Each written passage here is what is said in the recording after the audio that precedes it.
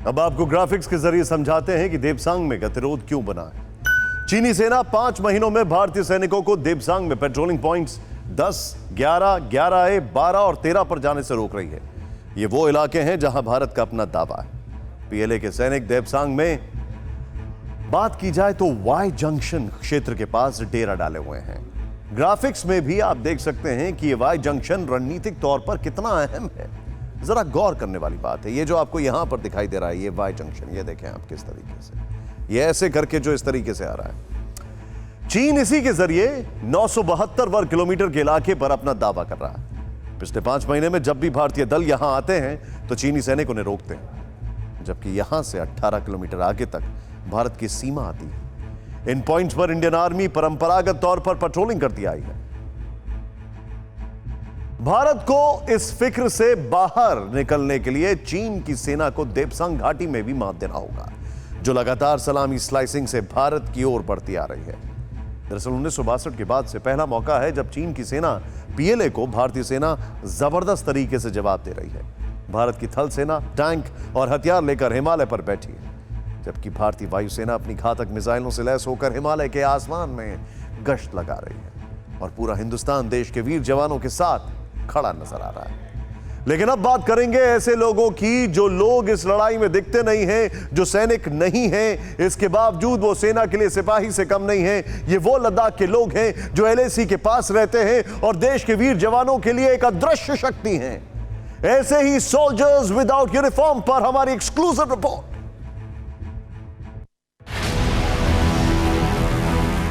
बर्फ से ढकी बुलंद चोटियां और आसमान छूती चोटियों से धरातल की गहराइयों को नापती घाटियां, घाटियों के ऊपर उमड़ते घुमड़ते बादल, शीशे जैसा साफ पानी वाली झीलें और नदियां। 2000 साल की विरासत को समेटे ये इलाका हिंदुस्तान का मस्तक लद्दाख है, जहां साक्षात करिश्माई कुदरत का अक्स नजर आता है।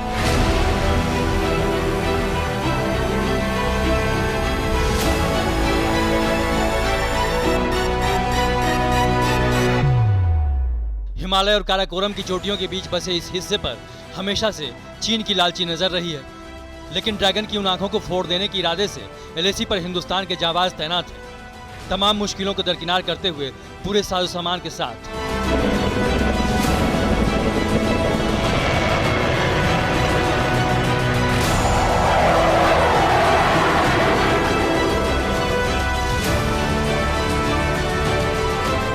और हमारे सैनिकों का हौसला बढ़ाने के लिए लद्दाख के आम लोग भी उनके साथ कंधे से कंधा मिलाकर खड़े हैं। जंग के मैदान में जहां हमारे सैनिक देश की सीमाओं पर खड़े हैं, वहीं दूसरी तरफ हमारे कई लोग ऐसे हैं, हमारे कई नागरिक ऐसे हैं लद्दाख के इलाकों में या लेह के इलाकों में, जो लगातार इनके लिए एक बड़ी शील्ड के तौर पर काम कर रहे हैं। आप कह सकते हैं कि रक्षा कवच के तौर पर काम कर रहे हैं।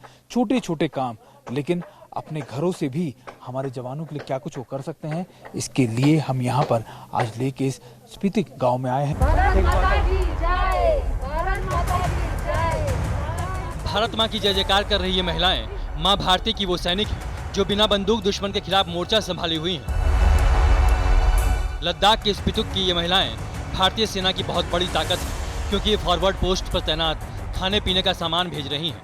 कोई अपने घर के राशन से हिस्सा निकाल कर दे रहा है, तो कोई अपने हाथों से खाने की चीजें बना रहा है।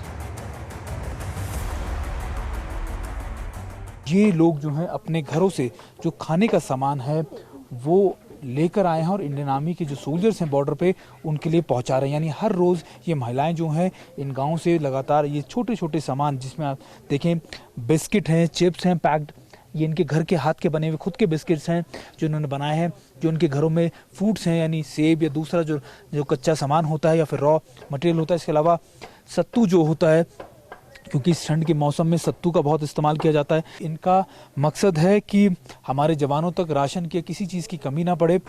सेना में कहा जाता है an army marches on it's stomach, यानी एक सेना पेट के सहारे कूच करती है, और know army can fight on an empty stomach, यानी कोई भी सेना भूखे पेट रहकर युद्ध नहीं लड़ सकती।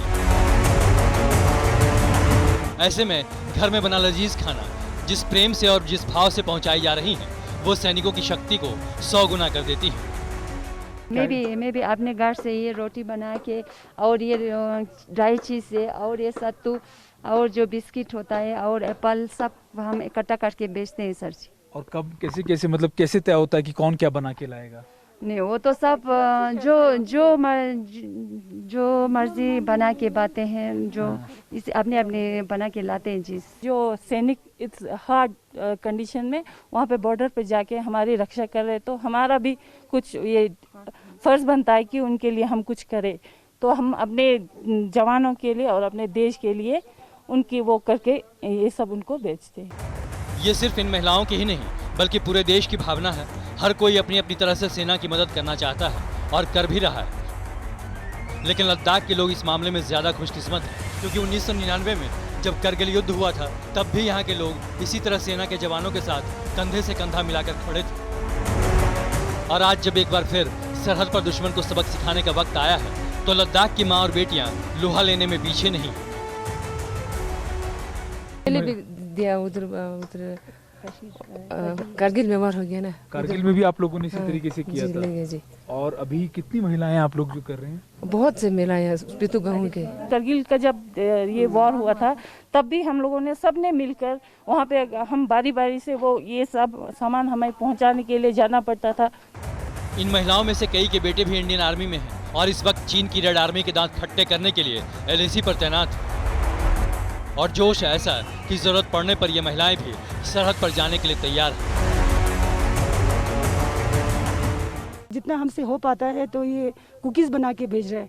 अगर कल को अगर हमें ज़रूरत पड़े तो हम लोग वहाँ पर पहुँचाने के लिए जाने के लिए भी हम सब लोग महिलाएं तैयार हैं।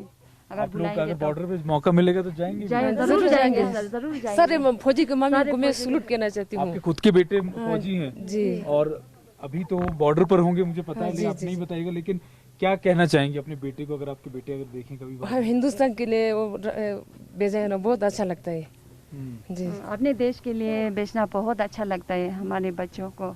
ये लोग अपने घरों से राशन का सामान अपने हाथों से रोज जो अपने परिवार के लिए खाना बनता है उसी तरीके का खाना बनाकर हमारे फौजियों को, सैनिकों को जो हमारे फॉरवर्ड पोस्ट लोकेशंस पे हैं उनके लिए भेजते हैं। और ये देशवासियों से सबसे कह रहे हैं कि आप डरिए मत, जिस तरीके से ये बने खड़े हुए हैं, ये लगातार चट्टान की तरह खड़े हैं, उसी तरीके से आप भी हमारे सैनिकों की तरह सैनिकों के साथ इसी तरीके से खड़े रहिए। कैमरा पर्सन वीरेंद्र मौर्य के साथ सुमित चौधरी, TV9 भारत, लद्दाख। अड़ी सोमवार से शुक्रवार शाम 6 बजे सिर्फ TV9 भारतवर्ष पर।